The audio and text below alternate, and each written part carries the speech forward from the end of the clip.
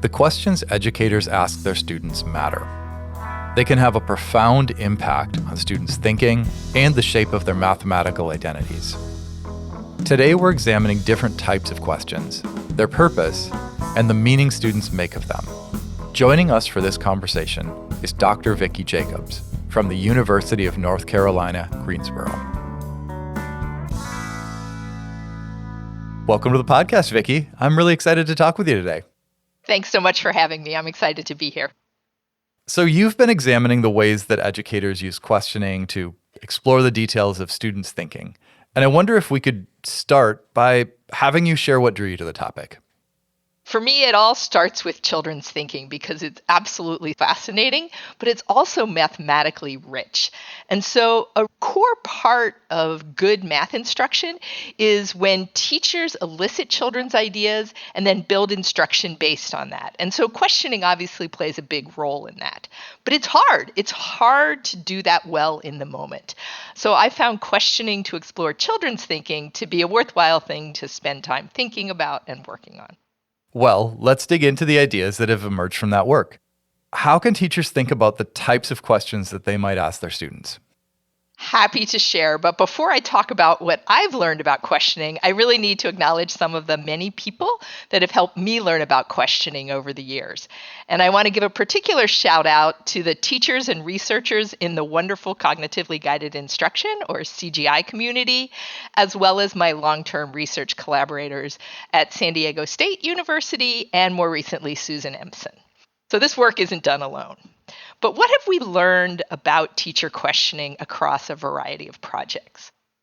I'll share two big ideas, and the first relates to the goals of questioning, and the second addresses more directly the types of questions teachers might ask. So let's start with the goals of questioning, because there are lots of reasons teachers might ask questions in math classrooms. And one common way to think about the goal of questioning is that we need to direct children to particular strategies during problem solving. So if children are stuck or they're headed down a wrong path, we can use questions to redirect them so that they can get to correct answers with particular strategies. And sometimes that may be okay, but when we only do that, we're missing a big opportunity to tap into children's sense-making. So another way to think about the goal of questioning is that we're trying to explore children's thinking during problem solving. So think about a math task where multiple strategies are encouraged and children can approach problem solving in any way that makes sense to them. So we can then ask questions that are designed to reveal how children are thinking about the problem solving, not just how well they're executing our strategies. And we can ask these questions when children are stuck, but also when they've solved problems correctly. So this shift in the purpose of questioning is huge. And I want to share a quote from a teacher that I think captures the enormity of this shift. She's a fifth grade teacher, and what she said was, "The biggest thing I learned from the professional development was not asking questions to get them to the answers so that I could move them up a strategy, but to understand their thinking. That literally changed my world. It changed everything." So I love this quote because it shows how transformative this shift can be. Because when teachers become curious about how children are thinking about problem solving, they give children more space to problem solve in multiple ways, and then they can question to understand and support children's ideas. And these types of questions are great because they increase learning opportunities for both children and teachers. So children get more opportunities to learn how to talk math in a way that's meaningful to them because they're talking about their own ideas. And they also get to clarify what they did, think more about important math that's embedded in their strategies, and sometimes to even self-correct. And then as teachers, these types of questions give us a window into children's understandings, and that helps us determine our next steps. Questioning can have a different and powerful purpose when we shift from directing children toward particular strategies to exploring their mathematical thinking. I keep going back to the quote that you shared. And I think the details of the why and kind of The difference in the experience for students really jump out, but I'm really compelled by what that teacher said to you about how it changes everything. And I wonder if we could just linger there for a moment and you could talk about some of the things that you've seen happen for educators who have that kind of aha moment in the same way that that teacher did. How that impacts the work that they're doing with children or how they see themselves as an educator. It's a great question. I think it's freeing in some way because it changes how educators think about what their next steps are. Every teacher has lots of pressures from standards and sometimes pacing guides and grade level teams that are working on the same page, all sorts of things that are a big part of teaching. But it puts the focus back on children and children's thinking, and that my next steps should then come from there. And so in some ways, I think it gives a clearer direction for how to navigate all those various pressures that teachers have. I love that. Let's talk about part 2. Sure. So if we have the goal of questioning to explore children's thinking, how do we decide what questions to ask? So first of all, there's never a best question. There are many questioning frameworks out there that can provide lots of ideas, but what we've found is that the most productive questions always start with what children say and do. So that means I can't plan all my questions in advance, and instead I have to pay close attention to what children are saying and doing during problem solving. And to help us with that, we found a distinction between inside questions and outside questions. And that distinction has been really useful to us and also usable even during instruction. So inside questions are questions that explore details that are part of or inside children's current strategies. And outside questions are questions that focus on strategies or representations that are not what children have done and may even be linked to how we as teachers are thinking about problem solving. So I promised an example, and this is from our recent research project on teaching and learning about fractions. And we asked teachers to think about a child's written strategy for a fraction story problem. And the problem was that there are 6 children equally sharing 4 pancakes, and they need to figure out how much pancake each child can get. So we're going to talk about Joy's strategy for solving this problem. She is a 4th grader who solved the problem successfully, but in a complex and rather unconventional way. So I'm going to describe her strategy. As a reminder, we have 6 children sharing 4 pancakes. So she drew the 4 pancakes. She split the first 3 pancakes into fourths and distributed the pieces to the 6 children. And that works out to 2 fourths for each child. But now she has a problem because she has 1 pancake left, and fourths aren't going to work anymore because that's not enough pieces for her 6 children. So she split the pancake first into eighths and then into 24ths and distributed those pieces. So each child ends up receiving 2 fourths, 1/8, and 1/24. And when you put all those amounts together, they equal the correct amount of 2/3 pancake per child. But Joy left her answer in pieces as 2 fourths, 1/8, and 1/24, and she wrote those fractions in words rather than using symbols. Okay, so there's a lot going on in this strategy. And the specific strategy doesn't matter so much for our conversation, but the situation does. Here we have a child who has successfully solved the problem, but how she solved it and how she represented her answer are different than what we as adults typically do. So we asked teachers to think about what kind of follow-up conversation would you want to have with Joy? What types of questions would you want to ask her? And there were these 2 main questioning approaches, what we call inside questioning and outside questioning. So let's start with outside questioning. These teachers focused on improving Joy's strategy. So they ask follow-up questions like, is there another way you can share the 4 pancakes with 6 children? Or, is your strategy the most efficient way you could share the pancakes? Or is there a way to cut bigger servings that would be more efficient? So, given the complexity of Joy's strategy, we can appreciate these teachers' goals of helping Joy move to a more efficient strategy.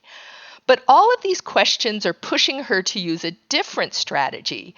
So we considered them outside questions because they were outside of her current strategy. And outside questions can sometimes be productive, but they tend to get overused.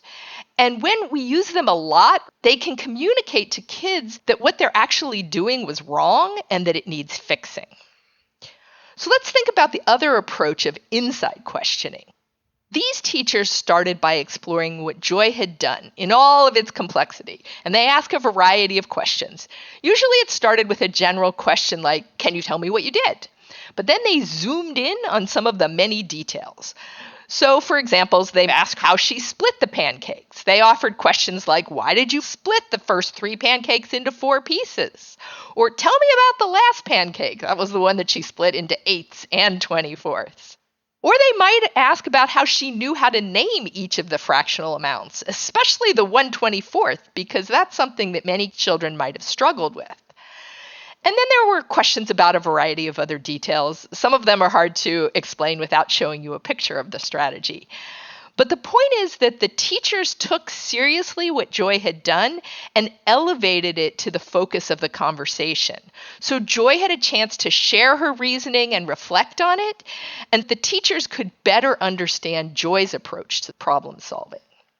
So we found this distinction between inside and outside questioning to be useful to teachers, and even in the midst of instruction, because teachers can quickly check in with themselves. Am I asking an inside question or an outside question?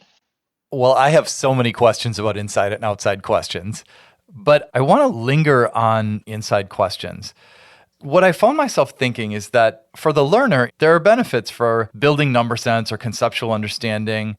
The other thing that strikes me is that inside questions are also an opportunity to support students' math identity. And I wonder if that's something that you've seen in your work with teachers and with students. Absolutely. I love your question. One of my favorite things about inside questions is that children see that their ideas are being taken seriously, and that is so empowering. It helps children believe that they can do math and that they are in charge of their mathematical thinking. I'll share a short story that was memorable for me, and this was from a while ago when I was in graduate school.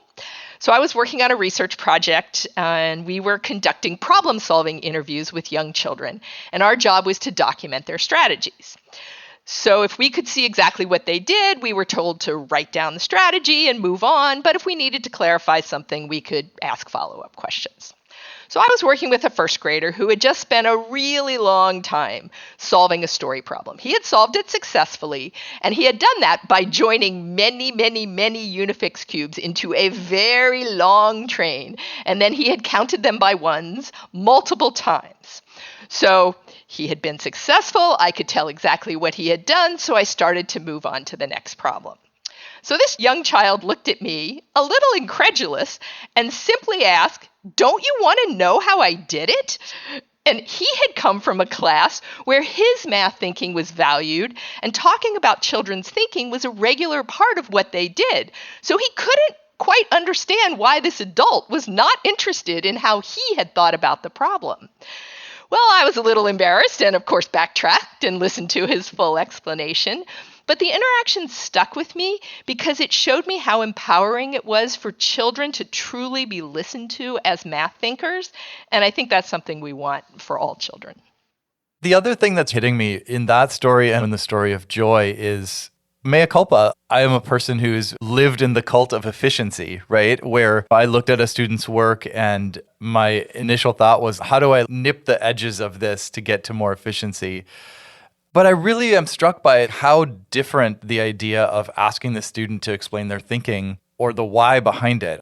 I find myself thinking about Joy, and it appears that she was intent on making sure that there were equal shares for each person. So there's ways that she could build to a different level of efficiency. But I think recognizing that there's something here that is really important to note about how and why she chose that, that would feel really meaningful as a learner. I agree. I think what I like about inside questions is that they encourage us to assume that children's thinking makes sense, even if it's different than how we think about it. It's our job to figure out how it makes sense and then to build from there. Can you just say more about that? That feels like kind of a revelation. Well, if we start with how kids are thinking and we take that seriously and we make that the center of the conversation, then we're acknowledging to the student and to ourselves that the child has something meaningful to bring to this conversation. And so we need to figure out how the child is thinking, all the kind of kernels of mathematical strength in that thinking. And then, yes, we can build from there, but we start with where they are as opposed to how we might solve the problem. If you were to offer educators a universal inside question or a few sentence frames for inside questions, is it possible to construct something like that that's generic, or do you have other advice for us? So that's a nice trick question. I wish it were that easy. I don't really think there are any universal inside questions. Perhaps the only universal one I can think of is something like, how did you solve this problem? It's a great general open-ended question that's a good starter question in most situations. But the really powerful questions generally come from noticing mathematically important details in children's strategies. So a sentence stem that has been helpful in our work is, I noticed blank, so I wonder blank. Obviously, questions don't have to be phrased exactly like this, but the idea is that we pick something that the child has done in their strategy and ask a question about the child's thinking behind that strategy detail. And that keeps us honest because the question absolutely has to begin with something in the child's strategy rather than inadvertently kind of slipping into our strategy. Vicki, what do you think about the purpose of outside questions? Are there circumstances where we would want to ask our students an outside question? Absolutely. Sometimes we need to push children's thinking or share particular ideas, and that's okay. It's not that all outside questions are bad. It's just that we tend to overuse them, and we could use them at more productive times. And by that, I mean that we generally want to understand children's thinking before nudging their thinking forward with outside questions. So let's go back to the earlier example of Joy, who was solving that problem about 6 children sharing 4 pancakes. And we had the 2 groups of teachers that had the different approaches to follow-up questioning. There was the outside questioning that immediately zeroed in on improving Joy's strategy, and the inside questioning that spent time exploring Joy's reasoning behind her strategy.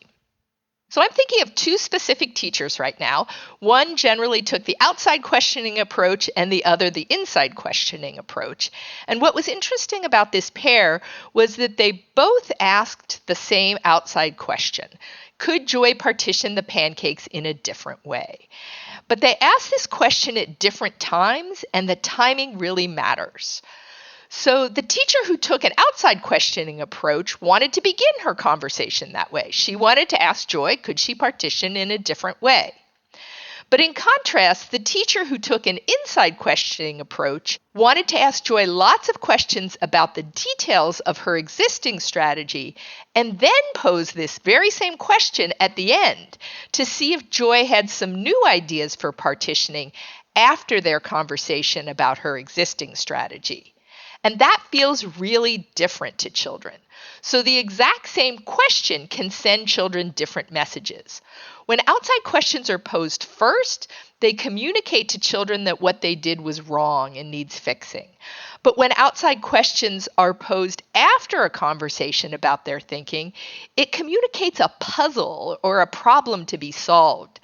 And children often are better equipped to consider this new problem, having thoroughly discussed their own strategy. So I guess when I think about outside questions, I think of timing and amount. We generally want to start with inside questions, and we want most of our questions to be inside questions, but some outside questions can be productive. It's just that we overuse them. I want to mention one other thing about outside questions. And I think we often need fewer outside questions than we think we do, as long as we have space for children to learn from other children's thinking. So think about a typical lesson structure like launch, explore, discuss, where children solve problems independently, and then the lesson concludes with a whole class discussion where children share their strategies and reflect on their problem solving. Well, these sharing sessions serve as natural outside questions because children get to think about strategies that are outside of their own, but in a way that doesn't point to their own strategy as lacking in some way. So outside questions definitely have a place. We just need to think about when we ask them and how many of them are really necessary. That is really helpful. I find myself thinking about my own process when I'm working on a problem, be it mathematical or organizational or what have you. When someone asks me to talk about how I've thought about it, engaging in that process in some ways primes me, right? Because I've gotten clearer on my own thinking. I suspect that the person who's asking me the question is also clearer on that, which allows them to ask a different kind of outside question if and when they get to the point. So there's the benefit for the learner in that they're clarifying their own thinking. There's the benefit in the educator who's engaging with the learner in getting just a much clearer sense of how that thinking was happening. And I suspect that leads to an outside question that's much more productive. It's a win-win situation. Absolutely. You know, this conversation has been wonderful. The challenge of having a podcast, of course, is that we've got about 20 to 25 minutes to talk about a really big idea that has profound implications for teachers. If someone wanted to pick up on the things we've been talking about today, where would you start, Vicki? I would encourage them to go talk to children. Children's thinking is so mathematically rich and it's so fascinating. So be curious about their thinking. Ask questions. Ask those inside questions. Don't worry about asking the best question. It doesn't exist. But ask questions, and then children will be your guides. They'll help you know where to go next. The other thing I would suggest is these journeys are always best done with your colleagues. And so get a colleague together and think about questioning together. What we were talking about earlier with Joy's strategy, teachers were looking at students' written work. That's a great place to practice. You can look at children's written work and talk together to figure out what types of conversations do you want to have with this child afterwards. I think that's a great place to stop. I want to thank you so much for joining us today. Vicki, it has really been a pleasure talking with you. That was fun. Thanks for having me. This podcast is brought to you by the Math Learning Center and the Meyer Math Foundation, dedicated to inspiring and enabling all individuals to discover and develop their mathematical confidence and ability.